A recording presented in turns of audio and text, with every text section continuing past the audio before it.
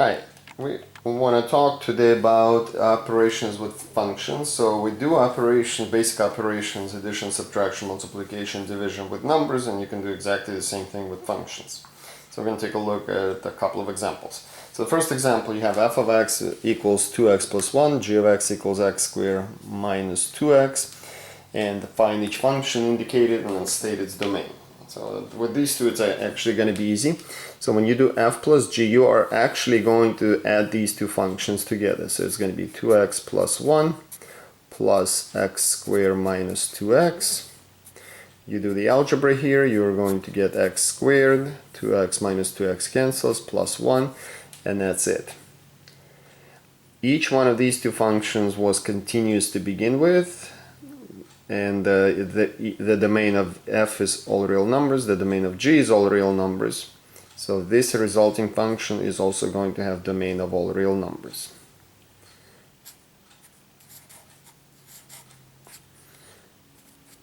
Okay. F minus g, you do the same thing. So you do 2x plus 1 minus, be careful, put this in parentheses.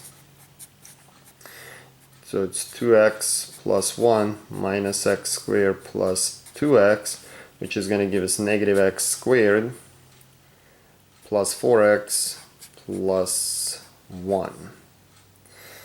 Again, this function here has the domain all real numbers. Each of the functions that make it up has domain of all real numbers, so that's what we are going to do.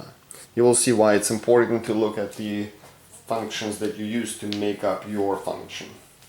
F times g, so you multiply them. In this case, you're going to have to FOIL, because we do like to simplify it.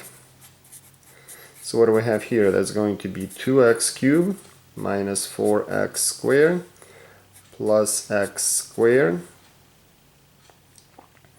minus 2x. So all that is going to give us 2x cubed minus 3x squared minus 2x. This is a polynomial function. Its domain is all real numbers. The original functions had domain all real numbers. So negative infinity to infinity. So now we're dividing. Be careful with division. You know we cannot divide by 0. So we have to keep it in mind when you put it together. So what do? We divide them. 2x plus 1 over x squared minus 2x. We are not going to worry about simplifying that, but we are going to worry about the denominator not being 0. So x squared minus 2x cannot equal 0. That is actually going to give you two values. X cannot equal 0 and x cannot equal 2. Okay, so these are going to be the restriction for x. So our domain is going to be from negative infinity to 0, union, and it's going to be from 0 to 2, and it's going to be from 2 to infinity. So we have to skip 0 and 2. Alright, our next example, we're going to have somewhat of a more complicated function. Well, one of them is just f of x equals x minus 2. The other one is g of x equals square root of x plus 1.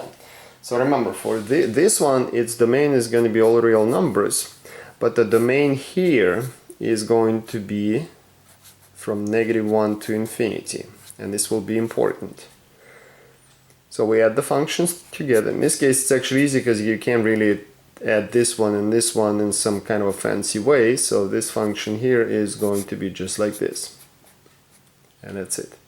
The domain here is going to be, because of the square root here, from negative 1 to infinity. Subtraction, same thing, just with a minus. And the domain here is going to be all real, from negative 1 to infinity.